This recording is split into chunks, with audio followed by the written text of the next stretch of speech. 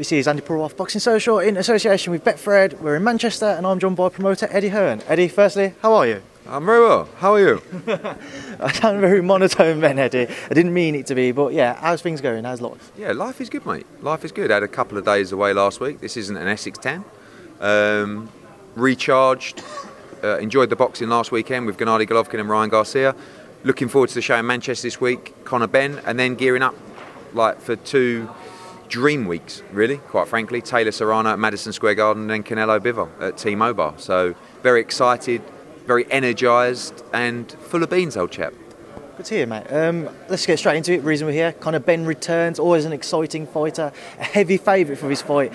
Why do you think it is that so many people are overlooking Mr. Chris Van Heerden? I just think people are now believers in Conor Benn. Like, I believe if we would have made this fight a year ago, everyone would have said, oh, it's a 50-50 fight. Now, all of a sudden, Conor Benn's expected to breeze through these guys, and they put him in the levels of those elite welterweights now. I think he's earned that. You know, he's top 5 in every governing body. I think he's a tremendous talent. The key for this fight is still a bit of learning. It's the first southpaw he's ever fought in 20 fights, which is really important when you look at some of the top southpaws in the division. You don't want to go into them having never faced a southpaw. Van Heerden's very tough, very experienced. You see he's got a lot of emotion. He's going to have a lot of will to win in there on Saturday night. But I think it's a good fight. I think it's going to be tricky. I think it's going to be dangerous at times, but I expect Conor Benn to look sensational. He's got a real spite in his work at the moment. He's had a great camp, he's worked his socks off, and he's ready to show you why he's one of the best welterweights in the world on Saturday. Is it almost a lose-lose type situation for Conor? Because if he stops him early, people will start criticising him, and if he goes late, people will be like, why couldn't he get him out? Yeah, I think that it's a bit, Algeria is a bit of the same. You knock out Algeria in Algeria's never been knocked out like that, and all of a sudden, he's past it, he's a 140 pounder. So, and with Van Heerden, probably the same kind of thing. If he ices him and looks sensational, he's Van Heerden, he hasn't boxed for 18 months or whatever it is. So, but we know Van Heerden's he's a good fighter. He's not an elite welterweight. He's a world-class welterweight, right? Who's been around for a long time. But the southpaw thing's really interesting, and I know he's going to be very, very tough and robust. The argument with Algeria was correct, is that he was a 140 pounder that's extremely tight at 140. Van Heerden's a proper welterweight. You saw the size there. He's got good size on him, and he's going to, you've got a guy that will have zero quitting him. And you see the emotion he's fighting off. He wants to win bad, and he's a very passionate, very proud man. And he spoke to Frank yesterday and he said there's going to be a lot of pressure to deliver a big fight for Conor, provided he comes through this. Realistically, who could be next? It seems like Brook Eubank Jr. could be the one to happen for them two, so that seems Kel's out of the window. Yeah, I'm not sure. I think the Kell Brook fight is the fight that Kell's team wanted. But obviously, people will try and keep him on Sky and give him this fight and that fight. So we made Kell Brook a massive offer. They come back and they asked for £10 million, which I couldn't believe. But, I think the big fights have to be Mikey Garcia, Danny Garcia, Adrian Broner, all of those kind of fights, because Conor's ready. If he deals with Van Heerden in style, he's ready. And, sometimes when you bring a young fighter through, it's a very daunting occasion when you finally let him go into elite level. But I believe now he's had the grounding, he's had the development to be ready. But let's see Saturday night. Let's see how he deals with Van Heerden. Just want to ask as well, I've had a few people ask me to ask either you or Frank. I forgot to ask Frank yesterday about DAZN being put on in bars or pubs or what have you. Is that something being discussed about? Yeah, to be honest with you, the demand is incredible, and we get it all the time. And that's something that is in the works at the moment. We've had a lot of fans, a lot of premises owners asking, how do we get DAZN on in our establishment? That's coming soon. Obviously, discussions as well with a big linear partnership that I'll leave to DAZN to discuss as well. But a lot of exciting stuff happening behind the scenes as our schedule just continues to go from strength to strength. Let me through your undercard, Eddie. Just go for obviously McCarthy, Billam Smith again. Great fight to see second time round. Yeah, and I made the fight, right? Because Tommy McCarthy, of course, he's always been asking for the rematch. Chris Billam Smith wasn't asking for the rematch, not personally, but Shane McGuigan and those guys. And I just said to him, look, we need a big fight. I want to take Chris Billam Smith to Bournemouth, right, in a big fight. But the only way we can do that on DAZN in terms of the size of the shows that we do is to put you in a big fight and to make sure you've got the profile to drive numbers. So let's rematch Tommy McCarthy. Fair play to Shane and Jake and, of course, Chris Billam Smith, who said, OK, we understand. And Tommy McCarthy got his dream, which he probably thought he'd never get. So I love the fight. It's a tremendous fight. One of the fights of the year last year, probably the fight at Fight Camp. And can't wait to see it. Alicia Baumgardner, somewhere over there, she's a superstar. that Terry Harper win was incredible. And she's going to go on. She can be a massive star in the UK, particularly in America. The Michaela Meyer fight has to happen. That's another mega fight for women's boxing. Is Alicia the A side? No, not at the moment. I think Michaela Meyer is a very, very good fighter. I think I back Baumgardner in that fight all day long because she's our girl, and she's got dynamite in both hands. But Meyer's very good. I respect her. I rate her. I think she's done amazing for women's boxing. She's headlined now twice on ESPN. So Alicia's got work to do. And listen, I never mind being the B side in a fight when I know we'll win, right? Because sometimes it's even sweeter. But Michaela Meyer, the mistake that she's making, she's coming to the UK this weekend. She's working on the tournament thing, the Boxer series. She should be in Alicia Baumgardner's face. Look at Clarissa Shields. She's doing a great job.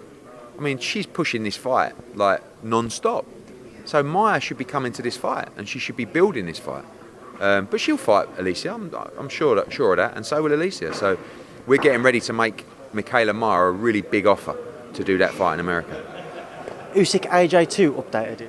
Nothing major, other than just going through the contracts from potential venues. 2 weeks is a good guideline, which is my magic number. I always like to give you 2 weeks. Had a missed call from Krasuk yesterday. He had a missed call from me. We'll catch up today. Just going through the contracts, the proposals. I said before, we'd like to do it in London, but it's a split as well, a financial split. They're going to want to obviously go to the site where as much money is generated as possible. We'll see.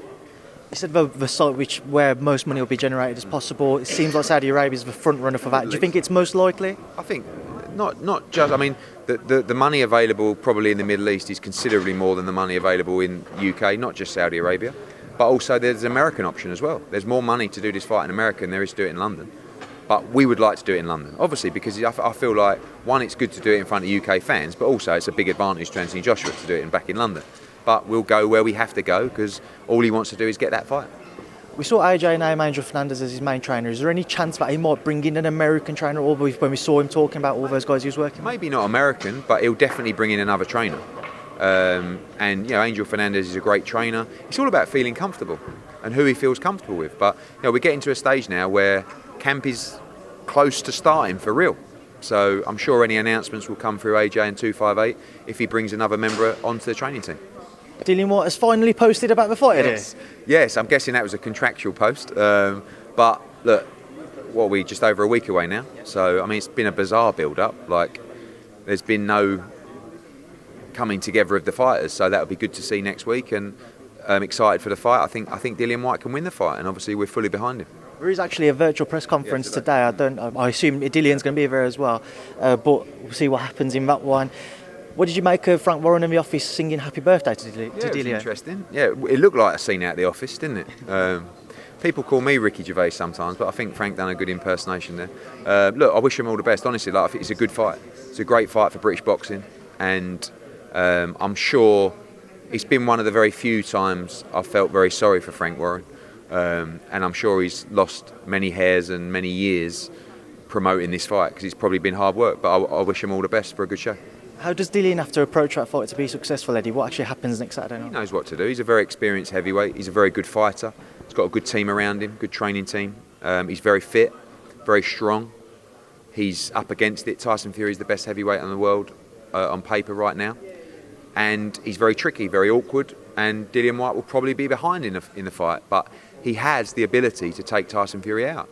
And sometimes you look at a fight and say, I just can't see how that fighter beats him. I can see him, visualise him knocking Tyson Fury out. But he's got to time it right, he's got to land it right, and, anything can happen. Someone could be off, someone could be on. There's going to be a lot of controversy next week. There's going to be a lot of hype. There's going to be a lot of testosterone flying around. So we'll see how people handle it.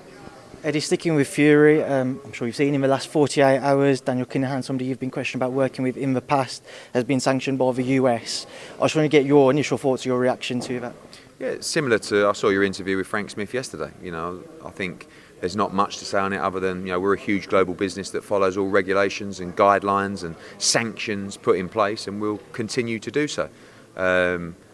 we'll take relevant advice. I don't think there's too much to say other than that. And Frank had that conversation with you yesterday. But of course, follow any rules and guidelines that are put in place. We've seen Bob Arum say that he's going to distance himself from Daniel and working with him from now on. Will you guys be taking the same stance? The same was what I just said. That everything's set out in black and white in terms of what's allowed and what's not allowed, and we'll follow absolutely all guidelines put in place by whatever country, by whatever federal government, federation, whatever that may be. Moving on, Eddie, but sticking with heavyweight division, Ruiz Spong come out of the blue. I know. I was quite disappointed, really, because one, Tyrone Spong, has he fought since he failed his drug test? And I wanted to do Ruiz against against Chisora. And I was even more disappointed because it looks like, is he left PBC? I'm not sure. But I was speaking to the PBC about making Ruiz Chisora. I should have just spoken to Ruiz direct. I might have got the fight made. So anyway, I don't know the full details, but a weird one. Is it in Mexico? Yeah. I believe that's quite cool. So I thought it was supposed to be in like a bull arena or something like that. That's cool. That's what I saw, yeah. Oh yeah. I don't know. Canelo Triple G, is that all kind of steam ahead now, provided Canelo comes through Bivol? Yeah, look, that fight's going to happen if Canelo Alvarez beats Dimitri Bivol. I mean, for 2 rounds last Saturday, I was bricking it because Murata boxed really well. Triple G does what he does, which he starts slow. And then, once he got through the gears, he destroyed Murata in what eventually ended up being a good performance. Canelo Alvarez has got a really tough fight against Dimitri Bivol. Really tough fight. But if he wins, you will see the trilogy fight in September. It'll be a massive fight for boxing. And let's see what happens on May the 7th. I'm just curious, Eddie, I asked this to Frank as well. I want to ask you, you delivered Devin a world title. He's had numerous defences. You helped get Canelo to become a 3-belt unification holder. Couldn't quite get the undisputed fight on DAZN and Matchroom. You couldn't get, for this one, Devin Haney versus Kambosos, undisputed bout. Have any, not necessarily frustrations, but maybe concerns at all behind the scenes that you weren't able to deliver any frustrations on DAZN's behalf, that despite the money you guys are putting into it, you couldn't get those 2 big undisputed fights over the line? Firstly, the money's there. So, that's not an option. Sometimes people want to block fights. If you look at those 2 isolated cases of Canelo Alvarez against Caleb Plant, PBC just said, we are not letting Caleb Plant fight on DAZN because we are keeping him to ourselves and Canelo can come to us. There's nothing you can do in that situation. They're not, in my opinion, acting in the best interest of the fighter. They're not going to the open market to see what's the best deal for the fighter. They're just saying to Caleb Plant, you stay there, we'll go and do the deal. Okay? Then I would like to look at it maybe on the other side and say, how good is it that these fighters are getting the opportunity to take those fights? And the proof will be in the pudding with Devin Haney, but let's look at Canelo Alvarez as an instant. Why do these people go and box over there and then come straight back to Matchroom? Why? Because we're the best, we're the fairest, we pay people on time, and we're full of integrity. Devin Haney was more heartbreaking personally to take, and it was hard for him as well. And Devin Haney showed us so much loyalty, almost to the point where he was not prepared to lose the fight, but very close to losing the fight. And when the Australian rights were carved out of the proposal, DAZN's interest changed. And they said, we want Australian rights. Australia is a big market for DAZN moving forward. This is a great opportunity for us to launch in that market. The offer must include Australian rights. It no longer included the offer, and the ESPN deal was better for Lou DiBella. So that's the deal Lou DiBella wanted to do. So, listen, we want to bring all big fights to DAZN. We've got Canelo Bivol coming up. We've got Taylor Serrano. We've got Canelo Triple G in September if he beats Bivol. So we've got plenty of big fights. You can't get all of them, but sometimes people will stop and deliberately try to stop things from happening. And in that situation with Devin Haney, that was Bob Arum and Lou DiBella collectively working together to try and fuck everybody else. And then on the other side, it was Al Heyman who just said, no, you ain't going over there. We could have offered him double what he got. They wouldn't have let him go. But, sometimes if you have to take a fight on another platform and come back to us, no problem. As long as you come back to us with the Undisputed Championship. A few other quick ones. Ryan Garcia, Maxi Hughes? I'm on the Maxi Hughes train. I hope everybody is as well. One, I think Ryan Garcia, brilliant to see him back in the ring. Awkward fight against Targo, who really didn't come to fight. But the great thing from Ryan Garcia is hearing him say, I need to get back in the ring, which is so right. And when you look at the options available at lightweight, outside of obviously all the world belts are taken. We know Maxi Hughes is IBO world champion. I'm not saying that's a legitimate championship like the 4 belts, but it's still a piece of a world championship that is a belt held by Alexander Usyk, Gennady Golovkin, you know, Canelo Alvarez before, like a lot of brilliant fighters. So I spoke to Eric Gomez originally about doing that fight in Yorkshire, outdoors. You know, it's great for Ryan Garcia to go and fight in Britain, but we'd happily do that fight in the US. And it's not like just, do it for Maxi because he's a good lad. He deserves this fight, right? Yes, I want to deliver him the payday, but I'll tell you what, he's a good fighter and he'll believe he can win that fight. So hopefully Golden Boy give us the opportunity with Maxi Hughes. I know DAZN like that fight, so we'll see what happens. Santa Cruz Wood ordered. Any update on kind of talks or anything? No, we're waiting to hear what the split is for that fight because that's important, and we'll find that out soon. I love that fight. You know, I love that fight in Las Vegas. I love that fight at the City Ground. And we're speaking to Nottingham Forest at the moment about dates. We're waiting to hear back from them to say these are the dates that would work, and we'll see if we can do a deal with the PBC. If not, we'll go to purse bids. Final one, Eddie, the Taylor Serrano card's been building. Obviously, Sky Nicholson, Galal fight added to it. Just one on Liam Smith, Jesse Vargas, though. Seems to be a bit quiet. Is that fight still going ahead? Yeah, absolutely. No, absolutely. Unless you've heard anything. Well, that was what I was just seeing a few rumours, so I wasn't sure, so hence I put it. No, I certainly haven't seen any rumours. So that fight, ready to go. Great card. Cruz DAZN as well against Cederos for the undisputed. Brilliant fight with Ammo Williams as well. Sky Nicholson added to the card. Galal fight. What a platform. I mean, this is why we're just the perfect partner for young fighters. Galal fight just debuted at the O2. He's now fighting in a championship fight at Madison Square Garden, his second fight in front of 20,000 people. So big card, as I said. Ammo Williams in a great fight. Reshat Mati in a good fight. Khalil Ko, great card.